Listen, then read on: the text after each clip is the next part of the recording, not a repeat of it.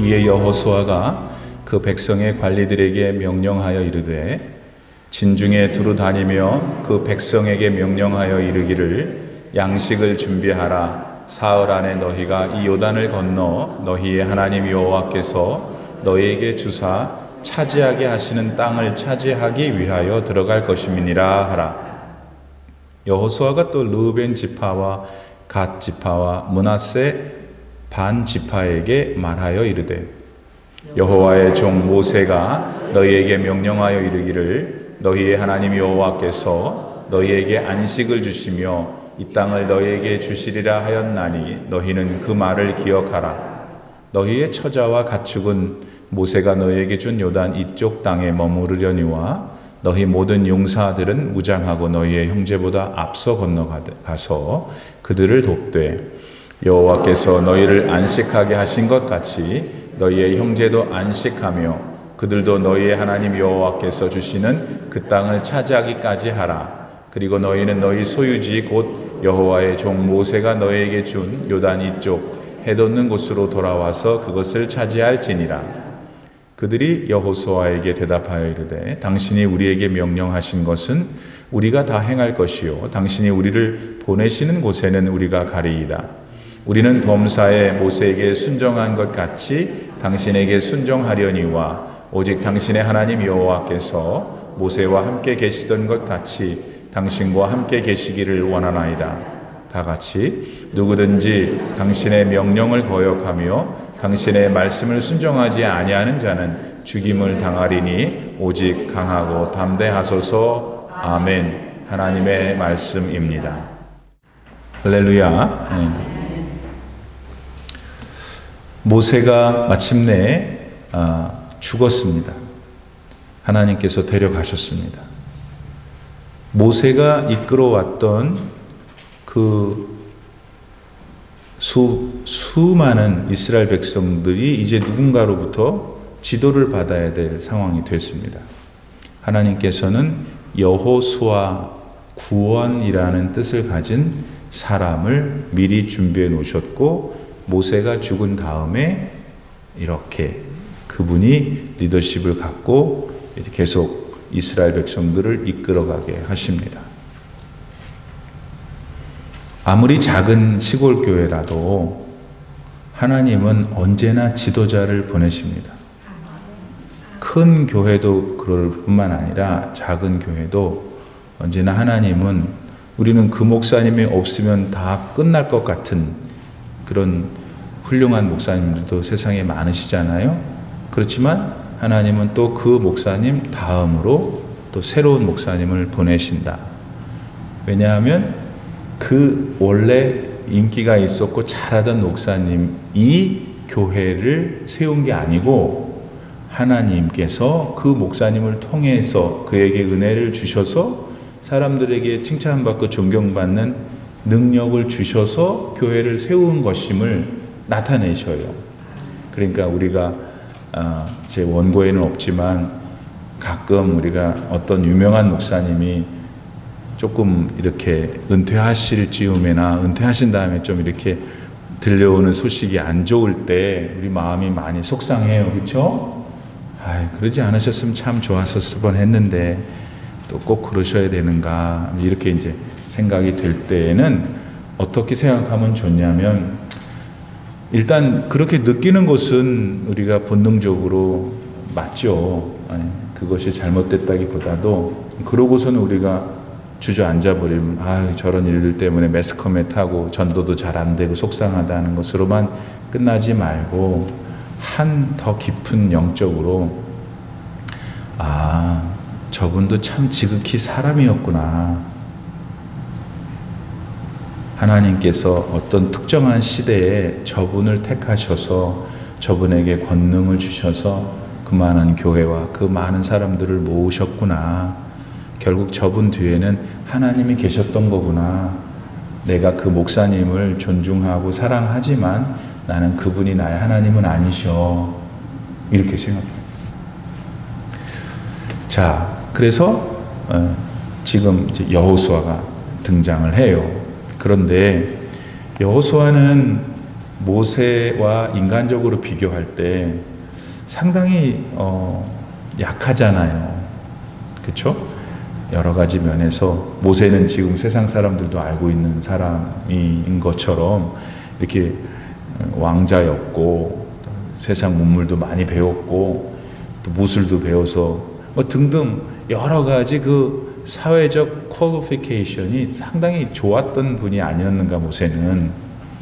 그런데 이 반면에 여호수아는 이렇게 많이 등장하지 않다가 느닷없이 등장하게 돼서 하나님의 권위를 받게 되니까 인간적으로 면으로 이렇게 우리 컴페어 할 때 조금 좀 부족한 사람 맞는 것 같아요. 그러니까 하나님께서 여호수아서 우리가 지난번에 배운 1장 1절로 9절 말씀이 한 말씀 하시는 거잖아요. 뭐라고 하시고 너 이 녹음이 되는 것이라 이 말을 사용하면 안 되는데 이 말씀 하신 거예요. 쫄지 마. 좀 신앙적인 표현하자면 두려워하지 말라. 여호수아야 두려워하지 마라. 내가 너와 함께 할 것이야. 여호수아는 별 볼 일 없는 사람이었고 뭐 집안도 안 좋을 수도 있었을 거고 학벌도 별로였는데 여호수아가 이스라엘을 다스리는 사람이 될 수 있었던 유일하고도 강력한 원인은 하나님이 그에게 권위를 주셨기 때문에 이거를 조금 재빠르게 우리 각자 인생에다 적용해 볼 수 있다 나는 생각해요. 유독 하나님이 나를 생각하신다는 거 생각해 보셨어요? 자, 지금 무슨 말인지 못 알아듣으셨는 순간 하나님이 여러분 한 분 한 분을 유독 생각하신다는 걸 한번 믿어보세요. 그러면 적어도 지금 이 순간 내 마음 깊은 곳에서 막 전율이 날 거예요. 우리는 하나님을 원사이드 러브하는 가능성이 있어요. 짝사랑할 수가 있어요. 짝사랑은 힘만 들어요. 하나님은 우리가 짝사랑하는 분이 아니고 하나님이 우리를 더 많이 사랑하세요. 오늘 이 말씀의 첫 모두에 그것을 여러분 다시 확인할 수 있기를 바랍니다. 하나님이 나를 좀 특별하게 생각하시는구나 이런 거. 물론 여러분은 그때 옆에서 무슨 생각이 싹 올라오냐면 나는 뭐 윤리 도덕적으로 그렇게 깨끗하게 살지도 못하는데 다른 사람이 나보다 성질이 좋다고 그러지도 않는데 나는 그렇다고 해서 뭐 공부를 많이 한 사람도 아닌데 일자무식인데 뭐 이런 여러 가지 또 나는 뭐 다른 사람에 비해서 좋은 집에도 못 살고 근데 이제 목사님이 하나님이 당신을 사랑한다니까 나도 이렇게 같이 하긴 했는데 이 마음에 캥기는 거예요. 여러분 만약에 그것이 사실이라면 왜냐하면 제가 그러니까 근데 그거를 그 한꺼풀을 넘어가야 돼요. 오늘도 또 실패하지 마시고 그거는 자꾸 세상이 나한테 주는 생각이에요. 내 인생 내가 사는 거지 옆에 사람이 살아줘요? 하나님을 향한 나의 믿음은 내가 갖는 것이지 옆에 사람이 갖다 주는 거예요? 그런 믿음으로 인해 그 믿음을 누리는 사람들이 조심할 건 겸손해야 되지만 일단 겸손까지 가기 전에 누려야 겸손할 거 아니에요. 그냥 눌리는 신앙, 아무런 감동이 없는 신앙, 그냥 뭐 이거 물에 물 탄도 술에 술 탄도 왔다 갔다 하는 그거 아니라 그 왜 그러냐면 첫 번째 가장 본질적인 게 하나님이 나를 조금 목사님 말씀 들으니까 나를 좀 특별하게 생각하신다는데 그게 안 믿어지니까 그런 거예요. 지금부터 믿으세요. 이건 여러분 기분 좋게 해드리는 게 아니고 성경에 나오는 하나님의 마음이니까 저는 전해드리는 거예요. 여호수아도 그렇게 하나님이 갖다 놓으신 거잖아요. 여호수아는 무명의 사람이었어요. 근데 하나님이 갖다 주시고 권위를 부어주시니까 여호수아가 된 거예요. 여러분도 오늘 이 시대에 여호수아라고 나는 말하고 싶어요. 천국에 몇 명이나 들어가겠어요, 여러분. 하나님께서 처음에 물로 심판을 하셨습니다. 기억나시죠? 창세기 6장. 그때 그 노아의 방주는 그 당시에 살고 있었던 인류에게 천국이었어요. 왜냐하면 거기 들어가야 사니까. 근데 고작 인류 가운데 8명만 노아의 방주에 들어갔다는 사실을 우리는 가끔 꺼내서 생각해야 돼요. 그러면 그 논리를 그대로 반영하면 구원의 문제는 하나님 주권이지만 많은 분들이 구원을 받지는 못하겠구나 하는 것을 어렴풋하게 생각할 수는 있는 거죠. 내가 구원받는 사람이 되도록 그래서 노력을 해야 되는 거예요. 그게 사실이라면 75억의 인구 가운데 예수님 믿어 이 교회당이라는 건물 안에서 성삼위 하나님을 찬양하고 있다는 것 자체가 기적인 거예요. 왜 우리만 이렇게 그냥 이렇게 있나? 돈 많이 있고 뭐 세상 권력 많은 사람들 저렇게 돌아다니고 막 희희낙낙거리는데 괜히 우리 같이 막 사회 루저 아닌가라는 생각을 갖게 하는 이 왜소한 우리들의 모임. 왜 그렇게 생각해요? 왜 그렇게만 생각해요? 여러분, 진귀한 것은 왜 진귀하냐면 희소하기 때문이에요. 몇 개 안 되기 때문에 진귀한 거잖아요. 맞습니까? 하나님 나라의 백성도 제가 보기에는 모든 75억이 아닌 것 같아요. 그러면 저러고 다니겠어요? 그럴 때 다시 나한테 오는 거죠. 그렇게 저렇게 좁혀가지고 저 같은 작은 머리 나쁜 사람도 75억의 인구를 잘 헤아려 여기까지 왔다면 전능하신 우리 하나님은 75억면 그거 세 마시는 게 뭐가 어려우시겠어요. 그러니까 제가 여러분 한 분 한 분이 하나님이 생각하시는 마음에 두고 있는 분은 거짓말이 아니라는 거예요. 맞죠? 한 가지 더 강조하고 싶어요. 여러분, 우리 새끼들, 여러분이 낳은 자녀들이 옆에 지금 살든 어디 다른 주에 살든 한국에서 어디 살든 한 번도 잊어본 적 있어요? 그 아들이 콩나물을 좋아하면 오늘 콩나물을 무칠 때 갑자기 콩나물 무치는데 왜 아들이 생각나냐고. 우리 인간도 지 새끼도 기억한다고요. 본인이 이 지구상의 75억 가운데 다른 이들은 기억 안 나는데 걔들은 기억이 나죠? 그러면 하나님은 75억을 만드신 아버지신데 우리 다 기억한다고요. 맞다고요. 근데 중요한 거는 그대를 당신을 하나님이 특히 마음에 두고 계신다. 오늘 이거 믿으면 은혜 되는 거예요. 그래서 우리가 여호수아 얘기하다가 여기 왔는데 여호수아는 별로 유명한 사람이 아니었어요. 근데 갑자기 이와 같은 중차대한 임무를 맡게 됐어요. 왜냐하면 모세도 그랬고 여호수아도 하나님이 사랑하시고 왜 그런지는 우리가 이유를 달 수 없지만 여호수아를 택해서 그에게 권위를 줬기 때문에 마찬가지로 오늘날 여러분에게도 하나님이 여러분을 사랑하신다는 것 자체가 절대적이고 전부예요. 그 외에 여러분이 현재 가지고 있는 소셜 스테이터스는 아무 문제 없어요. 가난해도 하나님 택할 수 있고 부유해도 택할 수 있고 못생겨도 택할 수 있고 이쁘게 생겨도 택할 수 있고. 아멘이 안 나와요. 아멘이.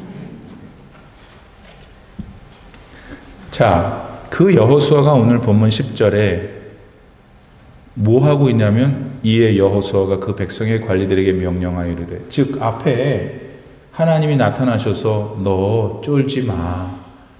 너 내가 모세에게 주었던 나의 말 있잖아. 그 율법을 좌로나 우로나 치우치지 말고 잘만 지켜. 그러면 내가 너와 언제나 함께 할 거야. 네 하는 일마다 형통하게 할 거야. 그러니까 두려워하지 마. 이 말씀을 딱 들은 다음에 여호수아가 한 행동이 오늘 10절 말씀이라는 거예요. 뭐 했어요? 이제 들었으니까 지도하라고 그랬으니까 이제 지도를 하기 시작하는 거예요. 여호수아의 입장에서 제3자인 우리가 이렇게 성경의 드라마를 볼 때 여호수아는 말씀 들은 거를 즉각적으로 순종하고 있구나 하는 걸 배워야 되는 거예요. 오늘도 저 같은 사람을 통해서 하나님 말씀 주시고 여러분 성경을 읽거나 여러 가지 말씀을 들으면서 하나님의 음성을 들을 때 모두가 들어요. 그런데 모두가 축복받지 못하는 것은 다 순종하지 않는 것이기 때문에 여러분은 말씀을 듣고 이해했으면 작은 것부터 순종해야 돼요. 언제? 즉시로, immediately, 즉시 순종해서 하나님의 말씀이 내 삶 속에 역사할 때 하나님이 경험되는 거예요. 여러분, 왜 목사님 저는 몇십 년 교회를 다녀도 이렇게 하나님에 대해서 남한테 막 이렇게 자신 있게 말할 수 있는 경험이 없어요? 한 가지 가르쳐 드릴게요. 이유가 뭐냐면 하나님의 말씀을 자기 삶 속에 실제로 practice, 실천하지 않았기 때문에. 예를 들면 내 이웃을 내 몸처럼 사랑하라가 하나님 말씀이에요. 엄청난 큰 말씀이고 엄청나게 어렵지만 그 말씀을 들어서 알았단 말이에요. 그래서 이제 내가 이제 가정에서 내 자녀들에게, 내 가족들에게, 아니면 교인들에게, 아니면 이제 세상 친구들을 만났을 때, 어느 식당에 갔을 때, 버스를 탈 때, 운전을 할 때, 모든 상황들이 이제 전개되고 있잖아요. 여러분이 액션을 취할 때 내 이웃을 내 몸처럼 사랑하라는 말씀이 있지. 그러니까 내가 참자, 내가 이해하자, 내가 먼저 손 내밀자. 요거를 한 번이라도 하면은 그게 말씀이 그 사람의 삶 속에 이게 이제 실제로 프랙티스가 되는 거예요. 구현이 되는 거예요. 그때 역사가 나타나는 거예요. 그 경험은 이제 그거 다 설명할 수는 없지만 여러분이 경험한 대로 그런 것들이 크게 작게 많이 쌓이면 이제 하나님이 내 마음에 모양이 이미지가 선명해지는 거죠. 이미지가 더 선명해지는 거예요. 하나님에 대한 이미지가. 근데 그게 없는 건 왜 그러냐면 순종 안 했기 때문에. 듣기는 많이 해도 귀만 이렇게 커, 귀만. 그걸 빨리 작은 것이라도 순종하는 거예요. 근데 왜 그거 안 하냐면 주로 하나님의 말씀은 십자가 지는 거고 십자가는 sacrifice, 희생하는 거거든요. 희생은 우리는 본능적으로 싫어해요. 내 거 다 챙기고 그 다음에 더 내 걸 담아야 되는 게 우리인데 이 십자가 지나가는 건 일단 그 자체 말씀이 싫은 거예요. 그럼 여러분 1년 12달 앞으로 또 계속 교회 다녀도 하나님의 이미지, 하나님의 능력이 여러분 가운데 임하기가 어려워요. 근데 그걸 해보세요. 예, 참 신비한 거는 나한테 오불이 있어서 이불 50전을 썼단 말이에요. 절대로 쓰지 않을 나지만 말씀 때문에 순종했더니 다시 오불이 생기고 이불 50이 다시 애드되는 걸 경험할지어다. 아이고 참. 그러면 결국은 7불 25세트인가? 그게 딱 생기는 거예요. 그 맛을 알아야 할 텐데. 그리고 반대로 이제 그렇게 이제 그런 걸 알고 있는 사람이면 하나님이 어떻게 하시냐면 하나님 앞에 드려야 된다고 생각하는 게 자기가 정한 거야. 믿음이 있기 때문에, 경험했기 때문에. 근데 이제 이게 그렇게 하기로 한 주님의 날 아침에 갑자기 이 욕심의 영이 충만해가지고 인마이 포켓하가 싹 가버려 교회에. 그러면 저 사람인가 보다. 누군지 모르지만 그렇게 되면 어떻게 되냐면 하나님이 딱 그만큼을 가져가셔요. 이게 아멘 하세요. 나만 경험한 게 아닐 테니까. 딱 그거를 하나님이 그만큼 가져가시면서 훗날 내가 그 사건 속에서 얼마나 가슴이 서늘한지 등골이 오싹한지 몰라요. 그래서 다시 본문으로 돌아와서 여호수아는 어떻게 했어요? 말씀 들은 거를 즉각적으로 순종해서 자 여러분 이스라엘 백성들한테 이제 지금 여러분 이스라엘 백성들 그림을 그려야 돼요. 저와 이스라엘 백성들은 이쪽에 있어요. 이 눈앞에는 요단강이 있어요. 그러니까 요단강 이쪽에 서 있으니까 현재로서는 동쪽에 있는 거예요. 요단강을 건너면 서쪽이겠지. 저쪽 건너가야 되니까. 여기서 이제 뒤를 돌아보고 이스라엘 백성들한테 자 하나님이 이렇게 얘기하셨으니 준비하십시오. 우리가 건너가서 싸워야 되니까 뭐냐 밥 먹어야 싸울 거 아니에요. 그러니까 밥 준비하라 그러죠. 아마 그럴걸요. 11절 진중에 두루 다니며 그 백성들의 명령하여 이르기를 양식을 준비하라. 이제 사흘 안에 우리가 건너갈 거다. 그러니까 이제 가서 군량미를 준비하라는 거예요. 그래서 아브라함이 하나님으로부터 너 네 아들 이삭 바쳐 그랬을 때 뭐 가서 무슨 사족을 달고 뭐 논리를 달고 뭐 어떻게 이럴 수냐 안 그랬어요. 진짜 정말 너무나 이해하기 힘든 행동을 했죠, 아브라함. 그냥 가서 모리아산 데리고 가버렸잖아요. 하나님이 아들을 바치라고 그러니까 그냥 가서 바친 거예요. 누가 급하셨어요? 하나님이 급하셨어요. 2번 모리아산에서 칼을 내리치려고 할 때 하나님이 아브라함을 2번 불러요. 아브라함, 스탑. 즉시 순종했죠. 제일 순종하신 분은 우리 예수님이죠. 예수님 보고 십자가 지라고 그랬잖아요. 얼마나 하나님 아버지가 냉정하셔요. 십자가 졌어요. 매달려 있을 때 얼마나 힘이 드셨겠어요. 우리의 생각으로는 힘드시기도 하고 하나님이 응답을 안 한 것처럼 느끼는 순간이었잖아요. 엘리 엘리 라마 사박다니, 하나님이 어찌하여 나를 버리시나요? 아무 대답은. 성삼위 되는 하나님, 일치하신 하나님, 성자 하나님이 부르는데 성부 하나님 아무 말도 안 하셔. 버림받은 것이죠 라고 느낄 수밖에 없는 상황이었어요. 그래도 예수님이 그 십자가를 지셨다는 거예요. 그래서 유명한 영화 패션에서 멜 깁슨은 그 당시 하나님을 찾는 예수 그리스도의 그 절규에 대하여 하늘 아버지의 마음을 어떻게, 그 사람은 영화 만드는 사람이니까 어떻게 했어요? 하늘에서 물방울이 하나가 띡 떨어져요. 하나님 아버지의 눈물이죠. 아들을 죽일 수밖에 없는, 저와 여러분을 구원하기 위해서. 예. 그런 순종이 있었다. 이게 오늘 우리 개인의 작은 삶 속에서 어떻게 적용해야 되는가 아까 설명드렸어요. 오늘부터 더 열심히 그렇게 살아보셔요. 자, 여호수아가 이제 이스라엘 전체에게 군량미를 준비하고 이제 떠나자 하는데 이 여호수아가 특별히 세 지파를 단도리를 해요. 누구냐면 르우벤 지파, 갓 지파, 그 다음에 므낫세 중에서 절반, 그래서 므낫세 반, 절반 지파, 요 사람들에게 특별하게 특정해서 말하죠. 그 다음 본문이. 근데 이 사람들은 누구냐면 지금 아까 말씀드린 대로 여호수아하고 이스라엘 백성들이 요단강 아직 건너기 전 이 동쪽에 있는데 요 세 지파는 이 동쪽에 이미 자기 땅이 있는 사람들인 거예요. 그러니까 이 사람들이 안 간다 그러면 어떡해? 우리 여기 다 땅이 있는데 뭘 가냐고 그러면 어떡해? 그래서 여호수아가 다른 9개 반지파 놔두고 12개 중에서 요 2개 반지파한테 특정해서 말하죠. 뭘 말해요?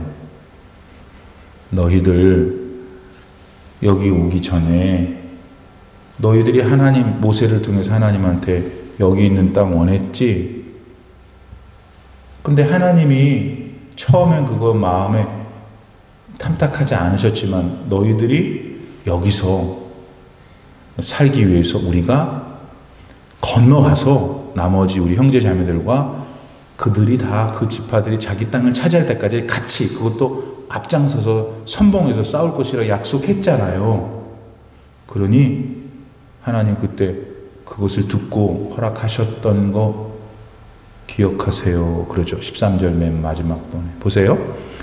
여호와의 종 모세가 너희에게 명령하여 이르기를 너희의 하나님 여호와께서 너희에게 안식을 주시며 이 땅을 너희에게 주시리라 하였나니, 지금 여기 동쪽 땅이에요. 너희는 그 말을 기억하라. 그래서 여호수아는 지금 2개 지파하고 반지파한테 단도리를 하는 거예요. 너네들이 옛날에 약속했던 말 기억하고 선봉장으로 이제 건너서 가야 된다. 여기 이렇게 주저앉아 있으면 안 된다라고요. 여기서 우리는 잠시 이제 그 실제 사건에서 조금 영적인 눈으로 본문을 생각해야 돼요.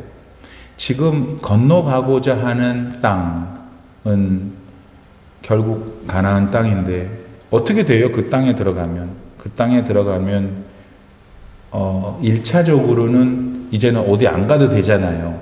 옛날 이집트에서 40년 동안 헤매다가 요단강 건너 가나안 땅에 안주하게 되면 이제 다른 데 안 가도 되니까 애도 낳을 수 있고 농사도 질 수 있고 옷도 지어 입을 수 있고, 그러니까 평안 안식이 올 수 있겠죠.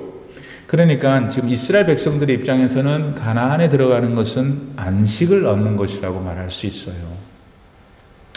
그런데 여러분, 결국 들어갔어요? 다 들어갔잖아요. 어떻게 됐어요? 결국 그 안에서 자기 자리를 차지하고 지파별로 삶의 자리를 확보했지만은 그 가나안 지파 사람들을 다 죽이질 못해요. 하나님이 없애라 그랬는데 자기들이 또 살려두고 그래요. 그러다 보니까 가서 안식을 취하는 것 같아요, 외형상은. 그렇지만 또 싸우고 또 분열이 일어나고 또 제일 결정적인 것은 그 땅까지 인도하신 하나님을 잊어버려요. 왜냐하면 그 가나안에 이미 그 땅에 살고 있던 사람들이 누리고 있었던 빨주노초, 파남보 모든 색깔들, 그거 보니까 아주 광야에서 거지같이 살다가 와서 보니까 얼마나 예뻤겠어요. 예? 제가 생각하기에 당시 요단강 건너기 전에 이스라엘 사람들의 전체 컬러는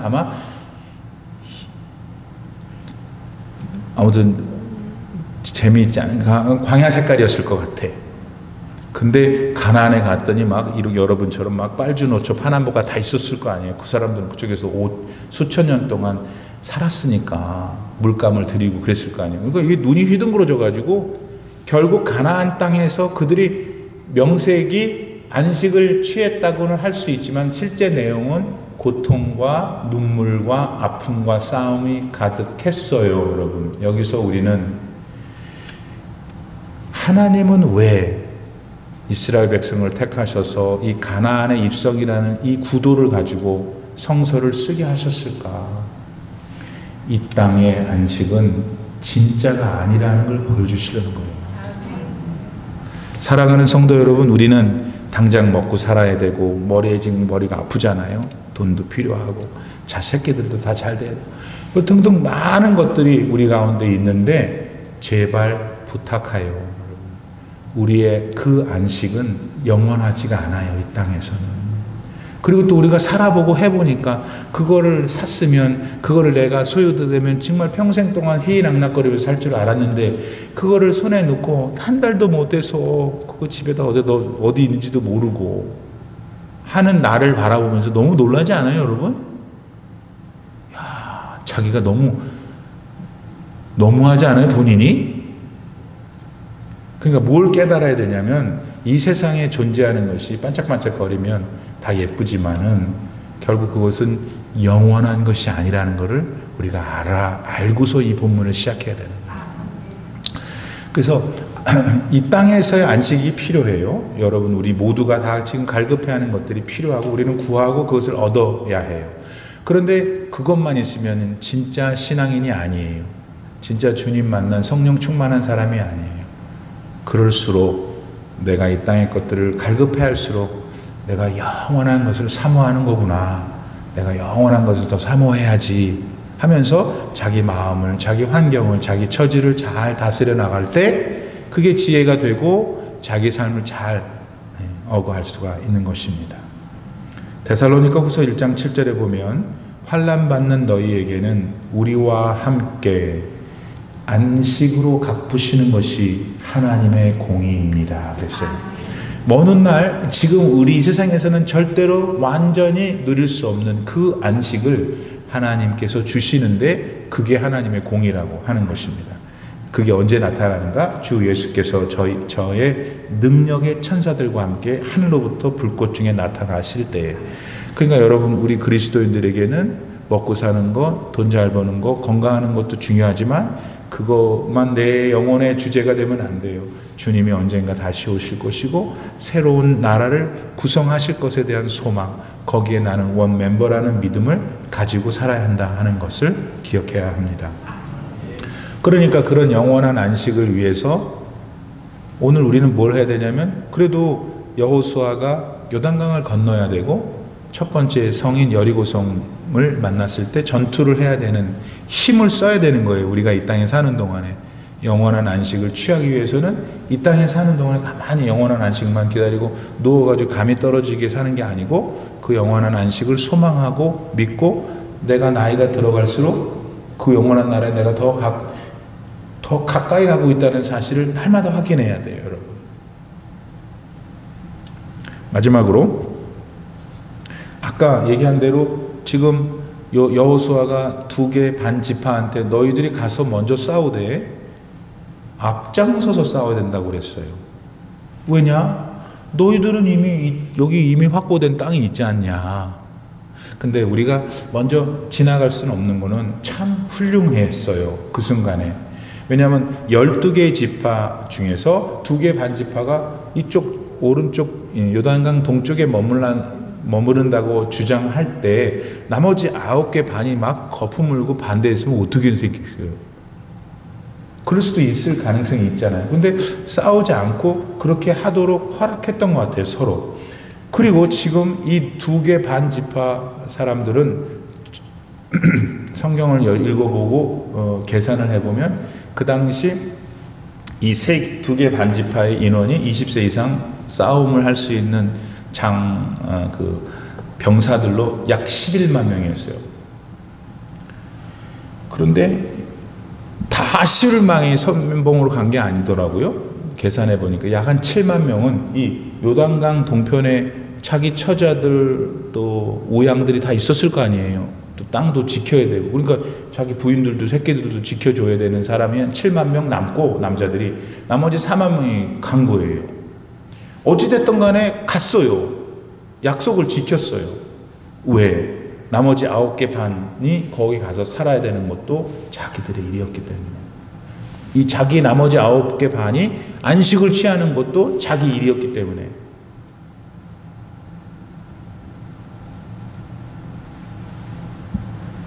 예수님을 진짜 믿는 사람들, 성령에 충만한 사람들, 천국 시민권이 있는 사람들은, 그러니까 교회를 올 때 옆에 앉아있는 사람들이 아이고 저건 어떻게 교회 좀 안 나왔으면 좋겠는데, 그런 생각 안 해요. 그리고 그냥 오직 나만 할렐루야 하면 말발발하고 방언하면서 그러고 조용히 안 해요. 왜? 저희도 나와 함께 안식을 취해야 될 하나님이 사랑하는 백성이라고 믿기 때문에. 요거를 이제 실제로 적용해 봅니다. 우리가 8월 29일 날 다 같이 목사님이 교회 친교를 한다 그랬을 때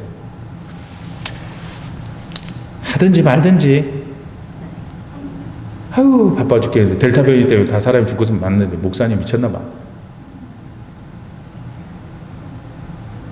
가을에 찬양 집회를 한다 그러는데 우리 사람들 그냥 많이 모아놓고 처지자야 이러는 사람. 하나님의 영광을 위한 어떤 사역이 아닐 경우에는 우리가 강하게 반대하고 의견을 내야죠. 그러나 어떤 일이든지 그것이 컨텐츠가 하나님의 기쁨이 되는 것, 하나님이 하나님 되심을 찬양하는 것일 때 우리 성도들은 12개의 지파인 여러분들은 서로 코퍼레이션, 협력해야 돼요. 내가 어떤 방법이든지 가장 기초적이고 가장 값진 것 중에 하나는 참여하는 거예요. 내가 싫고 내가 좋고, 그러니까 자기 취향에 그거는 자기만 위하는 거고, 아유 내가 그래도 좀 몸이 불편해도 그래도 오랫동안 교회에서 준비해서 하나님 같이 찬양하는 찬양 집회에 나도 가고 또 친구도 데리고 와야지. 이것이 선한 마음이 있는 거예요. 그게 지금 2개 반 지파가 자기 땅이 있음에도 불구하고 요단강 건너 선봉으로 가서 싸워주는 거예요.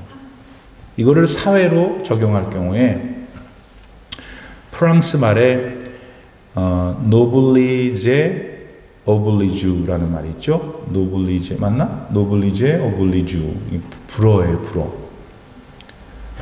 노블리제는 이제 힘 있는 사람들, 권력 있는 사람들.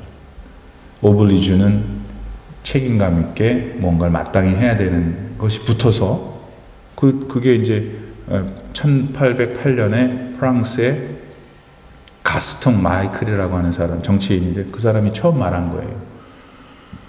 돈 있고 빽 있고 권력 있고 잘생기고 뭐 있는 너네들 노블리제는 오블리주 해라. 거기에 맞는 도덕적이고 또는 또 윤리적인 행동을 해라. 예를 들면 한국 같은 우리 떠나온 조국 한국에서 돈이 있고 권력이 있는 사람들의 자제들이 더 많이 군대를 가야지. 자원해서라도. 근데 어떠냐고요. 돈을 들여서 자기 새끼를 군대를 안 보내는 것이 노블리제 오블리주가 아니라는 거예요. 사회에서 이런 얘기를 할 때 우리 예수 그리스도를 믿는 사람들은 노블리제 오블리주를 뛰어넘어. 우리는 윤리도덕이 아니고 하나님의 말씀에 합하여 살 때에 그런 것을 뛰어넘을 수도 있다 하는 것을 생각하게 됩니다. 고린도후서 8장 14절에서 사도 바울은 이렇게 말했어요. 이제 너희의 유효한 것으로 남은 것으로 저희 부족한 것을 보충함은 후에 저희의 유효함, 저희들이 가지고 있는 남은 것으로 너희의 부족한 것을 보충하여 평균하게 하려 함이라. 하나님의 마음은 그리스도의 형제 자매된 사람들 삶이 서로 너무 막 빈부차가 심해가지고 교회에 와서도 막 사회 신분 차이가 심해가지고 그랬잖아요. 우리 옛날에 경상도 어디에 가면 지금 그 교회가 남아있어요. 교회가 V자예요. 교회 건물이 V자예요. 목사님이 여기 서 있고 이쪽은 남자 앉고 이쪽은 여자 앉았어요.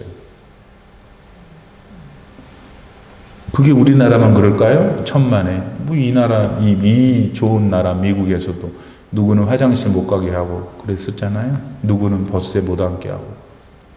그게 우리 인간이라고요.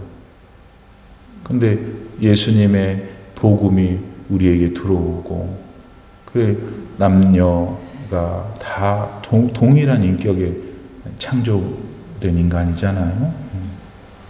그래서 그런 근원적인 하나님의 마음이 우리의 삶 속에 흘러 이제 살 때 참 이렇게 교회 안에서 조금 너무 힘들어하는 분들 우리가 눈 감고 이렇게 그냥 어떻게 모른 척 하는 것보다는 어떻게든지 더 내가 잘나서가 아니라 내가 혹시라도 그 상황은 내가 아니니까 그 상황에서 괴로울 사람에게 조금 더 내 것을 나누어줄 시간이든 물질이든 뭐 말 한마디든 나눠줄 수 있는 게 노블리제 오블리주다 이거예요. 그것을 지금 두 지파 반으로부터 우리가 배우게 됩니다. 사랑하는 여러분, 그런데 여기에 큰 걸림돌이 하나 있어요. 그것만 얘기하고 더 있는데 나중에 하고.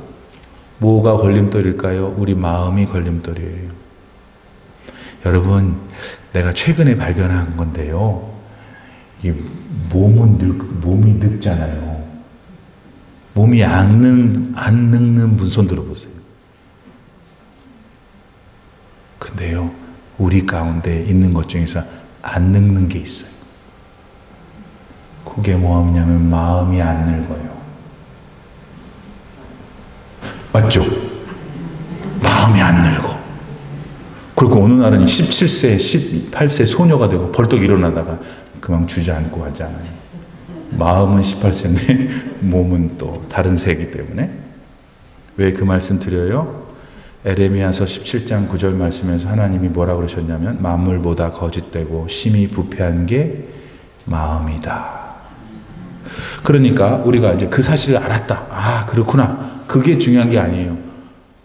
내가 가지고 있는 마음이 늙지를 않는 거예요.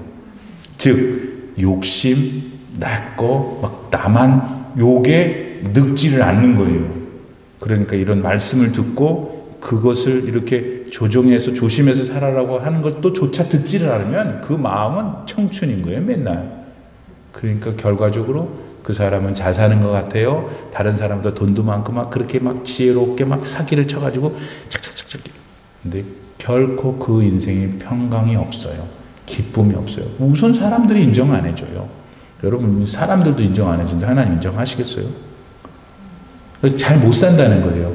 마음이 늙지 않는다는 것을 영적으로 해석하지 못하면, 그러면 어떻게 하자는 거예요? 마음이 늙지 않는 걸 알고 이 마음을 다스리도록 하나님께 날마다 의존해야 돼요. 그게 지혜인 거예요.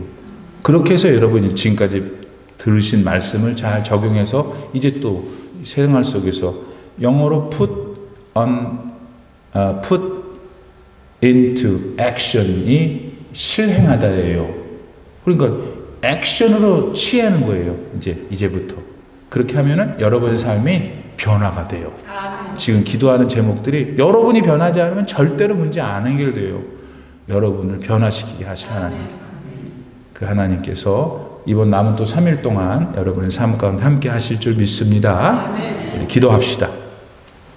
지금은 우리 구주 예수 그리스도의 무한하신 은혜와 우리 아버지 하나님의 놀라우신 사랑과 성령의 감동 감화 충만하게 교통하시니 오늘 또 주님의 존전에 나와 하나님 앞에 겸손한 마음으로 예배를 드리며 말씀에 청종하며 말씀의 뜻을 헤아려 그렇게 실천하기로 결단하는 귀하신 아버님의 모든 자녀분들 머리머리 위에 이제로부터 영원토록 함께 계시기를 간절히 축원하옵나이다. 아멘.